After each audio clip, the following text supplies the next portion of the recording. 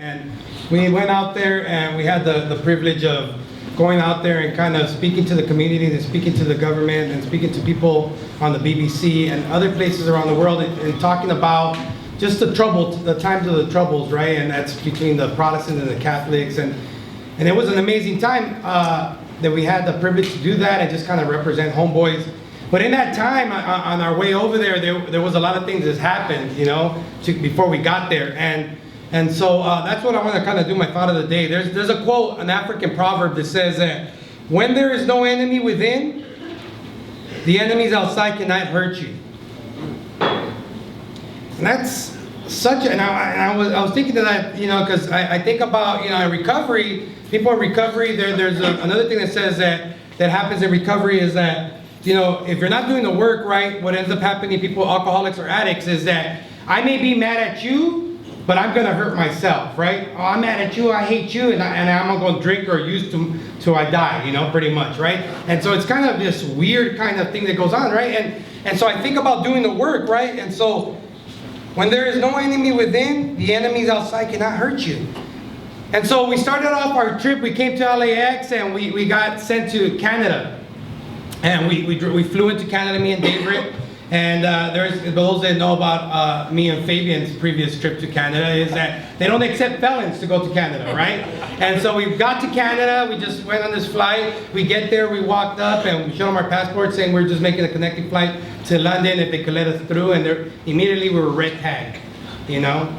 And you know, I felt bad. It was David's first experience on the you know, on a flight like that, and he felt the discrimination of being a homeboy, right? And so we go down the thing, and we got pretty much interviewed and interrogated for about 8 hours and some change.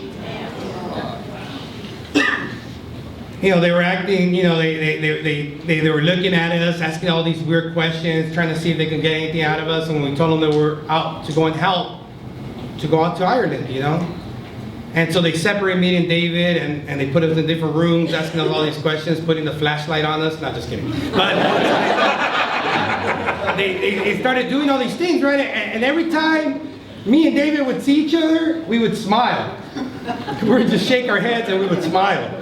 And we just kept talking to them about all the amazing things that Homeboys does and all the amazing things that this place provides for us, right?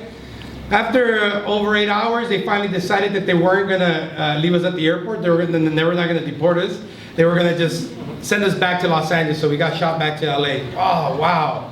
So we texted the lady, Glenda Davis, who did an amazing job just helping us throughout our trip to make sure that we made it to Ireland. We texted her, told her that they didn't let us through and that we were gonna get sent back to Los Angeles. Immediately, her and my wife started working on how to get us another flight to get to Ireland. So we got to Los Angeles and we get to LA, and before we get to LA, they said, hey, we got to get your bags.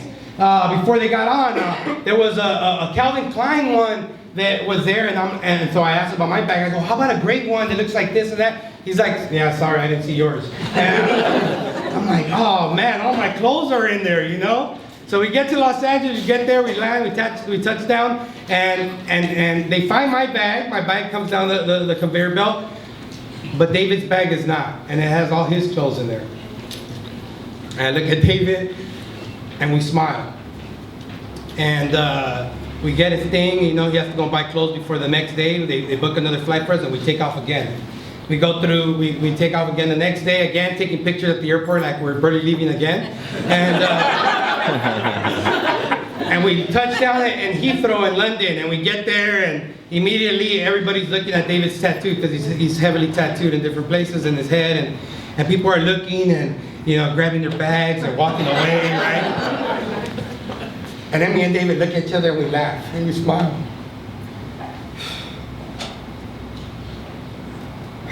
And I get emotional because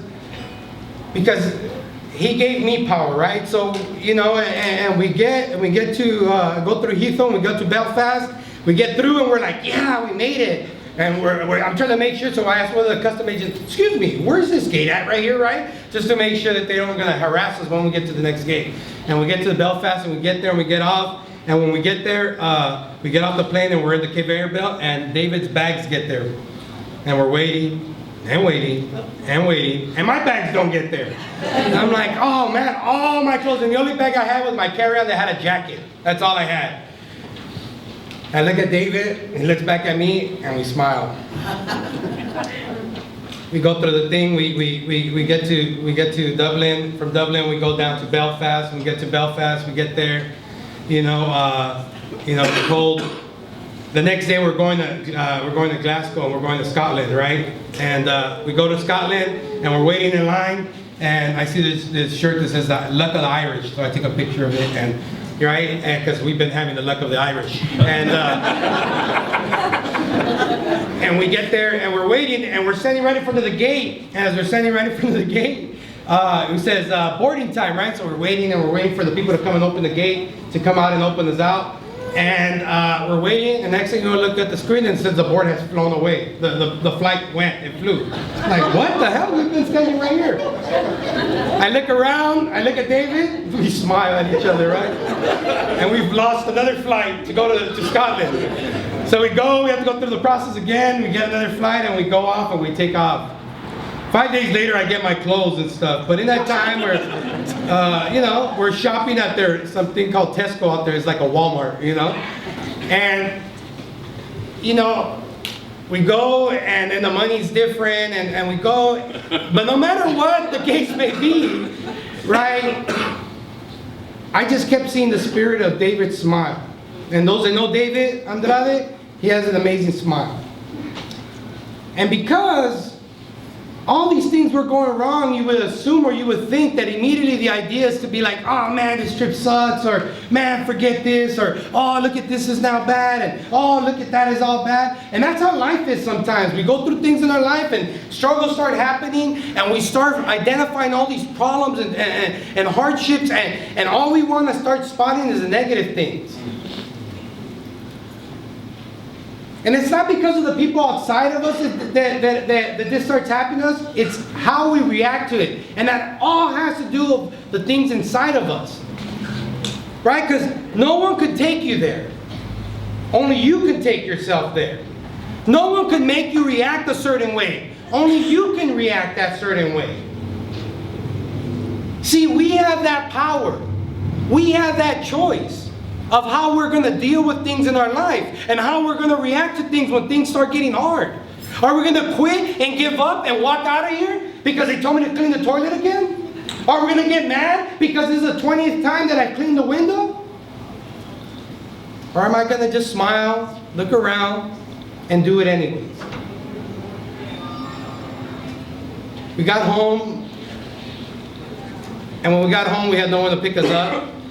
Right? And again, we just found a solution, and we went and got a car, and we got our way home, and he got to see his wife and his baby, and his soon-to-be baby being born, he's here for that.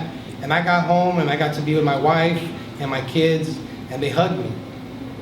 And that was worth all the trip in itself, just being able not to react a certain way. Not to allow the enemy within me to choose the wrong choice or reacting to the wrong way of things around me. And so through this African proverb that says, when there is no enemy within, the enemies outside cannot hurt you. Have a great day.